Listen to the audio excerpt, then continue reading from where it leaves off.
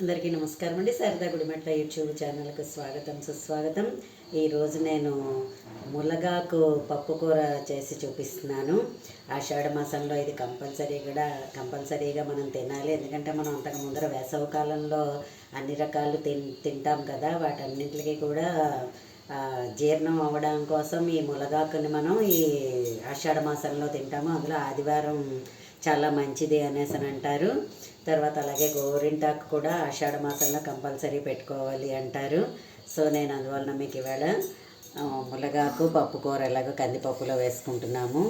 దీనికి ములగాకు కావాలి మనకి. సరే, ఇలా ములగాకుని మనం ఫైన్గా తరిగేసుకోవాలి, సన్నగాను తరిగేసుకుని కొంచెం మనం సాల్ట్ వేసేసుకుని దాన్ని బాగా పిండేసుకోవాలి.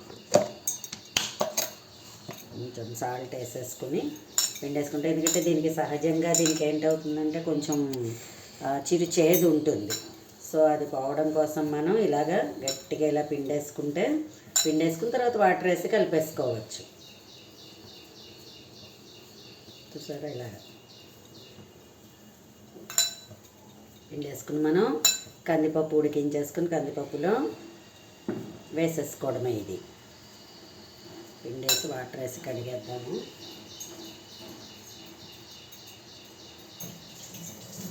వాటర్ వేసి కడిగేసుకుని దీన్ని మనం పప్పులోకి వేసేసుకుని, నేనైతే డైరెక్ట్గా ఇలాగ కుక్కర్లో ఉడకబెట్టేశానండి. పూర్వం వాళ్ళు అయితే కందిపప్పుని చక్కగా ఇలాగ బద్దల్లో ఉడకబెట్టేవారు. నేనైతే ఇలా కుక్కర్లోనే పెట్టేస్తున్నాను. అండ్ దీనికి మనకి ఏంటంటే కొబ్బరి ఉంటే కొబ్బరి కూడా వేసుకుంటే చాలా, ఆ కందిపప్పుని మామూలుగా ఉడకపెడితే చాలా బాగా ఫైన్గా అది ఉడుకుతుంది, బద్దల్లో ఉండి చాలా టేస్టీగా ఉంటుంది. అయితే నాకు ఇప్పుడు అంత సమయం లేక నేను అలాగే చేసేస్తున్నాను. దీనికి కావాల్సింది ఏంటంటే ఇంకొంచెం మన ఇంట్లో ఏమైనా దీంట్లో కొబ్బరి కూడా వేసుకుంటే చాలా బాగుంటుంది మనకి. కొబ్బరి లేని వాళ్ళు వేసుకోకపోవచ్చు, అక్కర్లేదు కూడాను. ఇప్పుడు అది ఎలా ఉడికించేసుకున్నాం కదా, మనం బాణలు పెట్టుకుని ఇందులో మినప్పప్పు, జీలకర్ర, మిరపకాయలు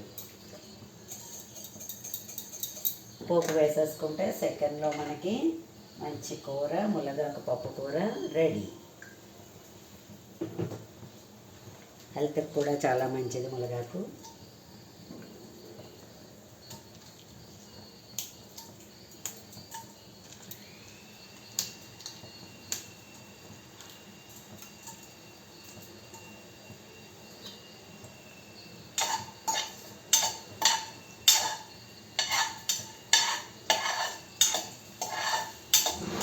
రక్తహీనత అది ఉంటే కూడా తగ్గుతుంది అనేసి అంటున్నారు. ఇప్పుడు ములగాకు తినమని అందరూ చెప్తున్నారు. అందుకని మాకు రైతు బజార్లో ఆల్ సీజన్స్ మొత్తం 365 డేస్ కూడా మాకు ములగాకు దొరుకుతుందండి.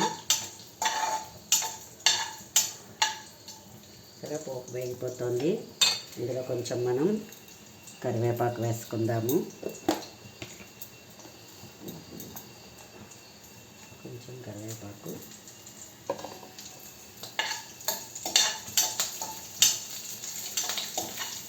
వేగిపోతుంది. మా అమ్మమ్మ వాళ్ళు అయితే అంత శ్రద్ధగా పాపం వాళ్ళు ఖచ్చితంగా ఏ వంటైనా చాలా బాగా చేసేవారు శ్రద్ధగాను. పప్పు కూరలు అంటే ఎక్స్పెషల్లీ అది చక్కగా పప్పును ఎలా ఉడికించి బద్దలాగా చూస్తూ ఉండగానే అసలు కూరని చూస్తూ ఉండగానే ఎంతో ఎప్పుడు తినేస్తామా అని అనిపించేది అన్నమాట. అంత బాగా వాళ్ళు కేర్ తీసుకుని బాగా చేసేవారు. ఇప్పటి రోజుల్లో కుక్కర్లు వచ్చాయని చెప్పి నేనైతే కుక్కర్లో పెట్టేస్తున్నాను. మీరైతే మామూలుగా వండండి. అంటే అప్పుడు వచ్చే పప్పులు వేరు, ఇప్పుడు వచ్చే పప్పులు వేరు. ఎంతసేపు అయినా ఉడకదు. ఇప్పుడు మనం ఎంత నీళ్ళు తక్కువ పోసినా కూడా ఉడకదు. పోపు అయిపోయిందండి. ఓకేనా, మినప్పప్పు, జీలకర్ర, మిరపకాయలు. లేకపోతే ఈ ఉడికించుకున్నది మనం కొంచెం కొబ్బరి వేస్తానన్నాను కదా, కొంచెం కొబ్బరి వేసుకుందాం. మంచి టేస్ట్ వస్తుంది కొబ్బరి వేసుకుంటే. కొబ్బరి వేగిపోక్కర్లేదు, జస్ట్ అలా వేసేసుకుని పైన మనం ఉడికించుకున్న మిశ్రమాన్ని వేసేసుకోవడమే.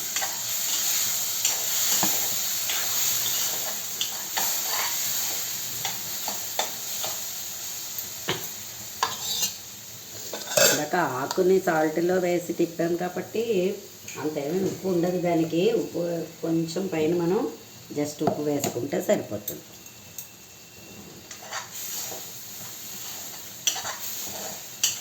ఇదే మేము కారప్పొడి చెప్పాము, ఇదే మేము పచ్చడి కూడా చెప్పాము. ఇవాళ నేను పచ్చడి కూడా చేస్తున్నాను. ఇది ఈక్వల్టీ గోంగూర పచ్చడి అండి, చాలా బాగుంటుంది, చాలా టేస్టీగా ఉంటుంది. అప్పుడే నేను చెప్పి చేసే 4 రోజులు అయిపోయాయి.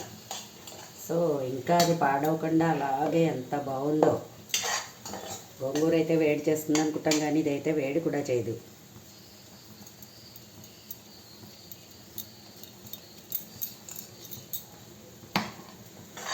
అయిపోయింది.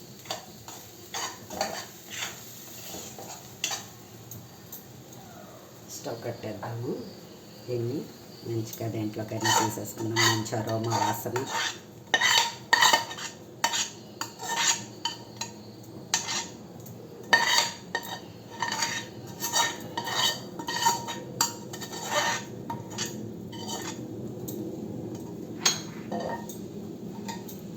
చూసారా, ములగాకు కందిపప్పు కూర రెడీ టు ఈట్.